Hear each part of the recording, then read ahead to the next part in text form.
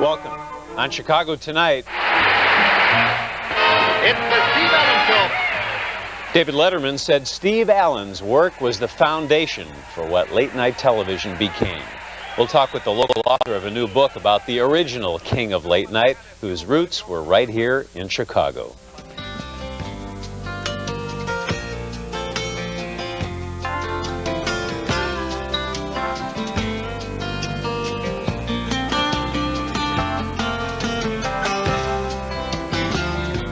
Before there was Leno or Letterman, Conan or Kimmel, and even before Johnny Carson and Jack Parr, there was Steve Allen, the original king of late night.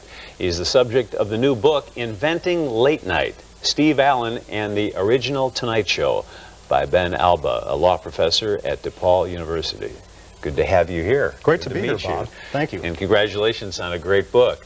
Thanks. How did you first get into Steve Allen? Well, it really began kind of as an accident because it started with one of America's great singers, Andy Williams. And I had always admired him, and I finally got a chance to meet him about 12 years ago. And in addition to that, I was able to write liner notes for some of his CDs. So my interest in his early career led me to a meeting with Steve Allen in 1997 at his office in Van Nuys, California. And I got Steve to tell me a little bit more about how Andy did as a regular on the original Tonight Show that I knew Steve Allen had hosted.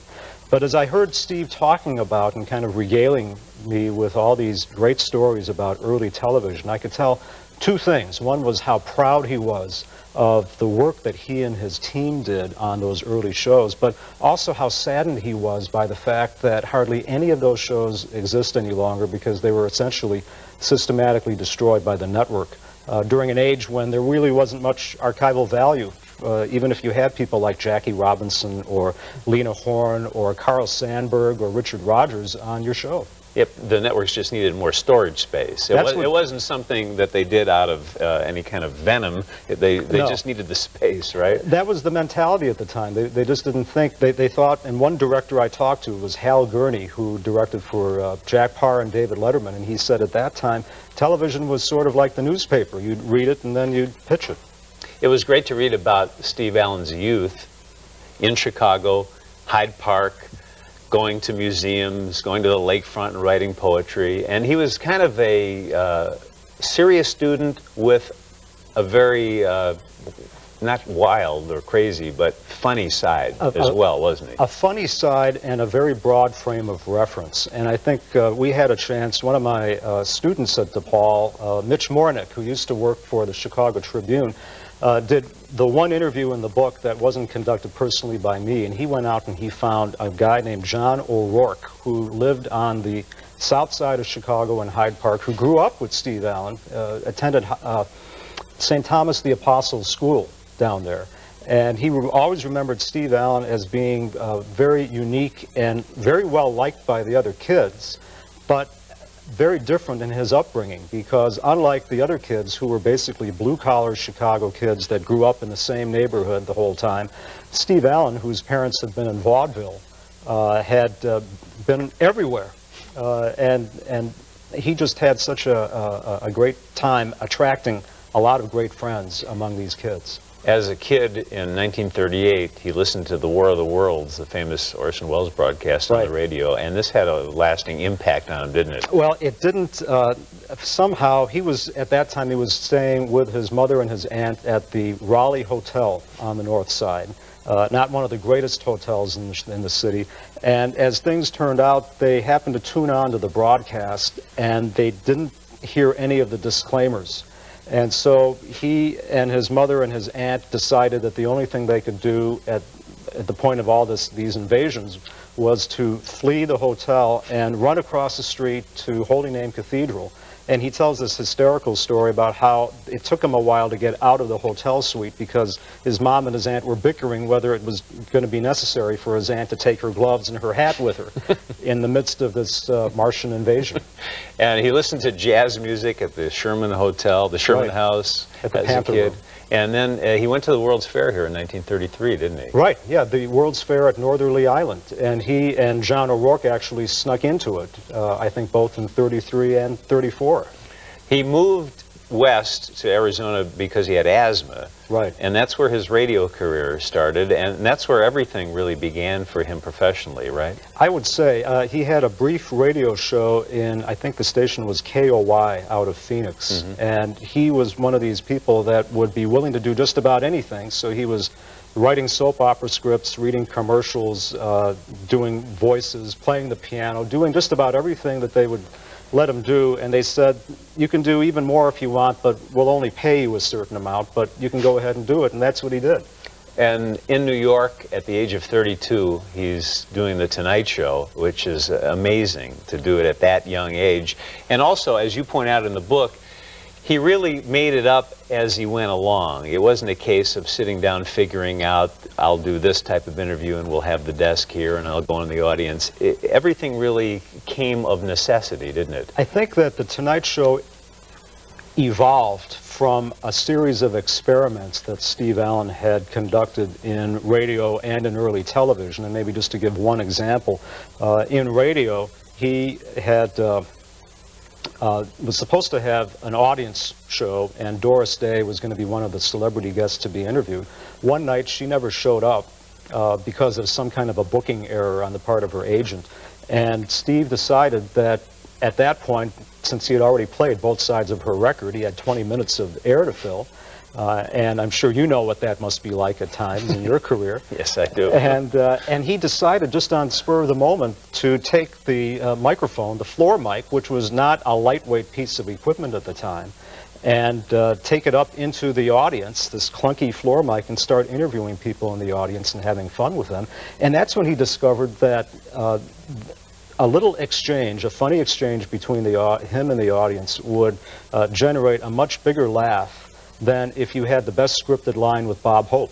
And from then on, he got rid of a lot of the guests and just decided to spend more time in the audience. And that became an element that further developed when he got onto The Tonight Show. And continues today. Right. Here's a clip of Steve going into the audience. Now, is this from The Tonight Show or his Sunday night primetime show? I think that would be from The Tonight Show. This is, coincidentally, he finds a guy in the audience, a Chicago guy, Morris B. Sachs, who people will remember, a clothier in town where the models buy their clothes. Steve Allen in the audience. Take a look. Where is Mr. Morris B. Sachs of Chicago? Are you Mr. Sachs? How do you do, sir? Would you like to stand up so the folks can get a good look at you? Yeah. Want to give that young lady your coat? There you go. That's fine. How do you happen to be in New York now? Well, I came to see your show. Uh-huh. Well, as those may not know who tuned in late, this gentleman runs a chain of clothing stores in Chicago, and when I was going to high school there many years ago, I was on a program called the Morris B. Sachs Amateur Hour. And I bet you've often wondered whatever happened to me. No, I kept pretty good track of you, Steve. I'll be there. We've been getting some wonderful mail from around the Chicago district, so I guess the folks are watching there. Anybody you'd like to say hello to, like tell the fellas to get back on the job in the morning or anything? Well, get back to work in a hurry. Staten Jackson, Morris B. Sachs.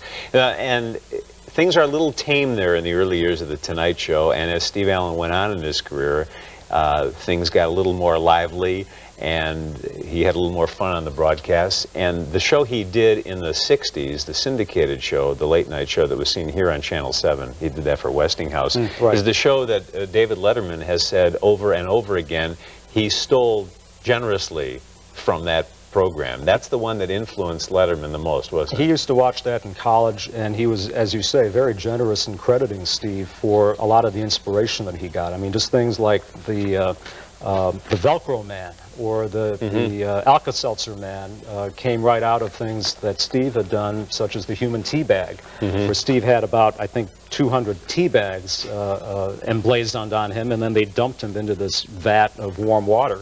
And then he just yelled, "Tea is served." There's a couple of great pictures here.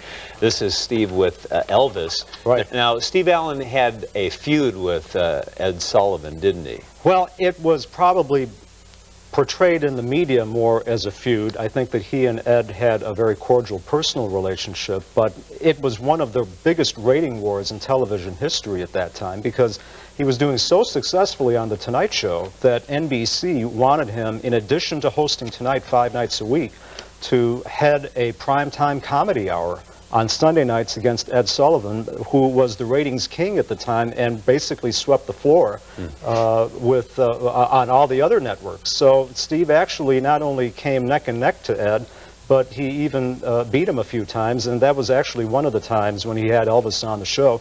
And Elvis was somebody that Ed Sullivan originally said, "I never have, because he's not my cup of tea." And then the famous Elvis appearances happened on Sullivan after Steve Allen. It was after Steve Allen. In fact, at the end of that very broadcast, Ed's people were actually on the phone calling backstage to make him an offer. And he was generous enough to say that Mr. Allen was very gracious to have me when nobody wanted me to be on here, and I'd rather stay with him. But then Steve began to see how important it was and how much better it would be for Elvis and his music to be on a more vaudeville kind of program where you could just do your music and not do sketches. Allen left the Tonight Show to do that Sunday night show, didn't he? For a while he was doing both, because that's what NBC wanted him to do. But it really, that's when he reached his limit. It proved too much for him. He was doing the Tonight Show maybe 3 nights a week, and then the Sunday show. But then ultimately he went on to move to prime time, which was much bigger than late night. I got to get one more picture, and this is amazing. This is 1963. See if you can get in close on that young, skinny fellow talking to Steve Allen. They're doing a bit repairing bicycles. That is Frank Zappa. In a suit. Was that the Westinghouse show? Yeah, You were that would be talking the about? Westinghouse show. It's a great book, Inventing Late Night, Steve Allen and the Original Tonight Show, Ben Alba, forward by Jay Leno, and you've got a book signing here in town on the 17th of November. That's right. 12:30, Barnes & Noble, 1 East Jackson Boulevard. Paul. Have you heard from Jane Meadows? I have, and in fact I'm going to be seeing her this weekend. We're doing a series of signings in LA. She's got to be happy with this. She's really ecstatic, and I'm grateful. I'm very honored that she is. Thanks for being here tonight. Thank you, Bob. Back to wrap it up here in a second.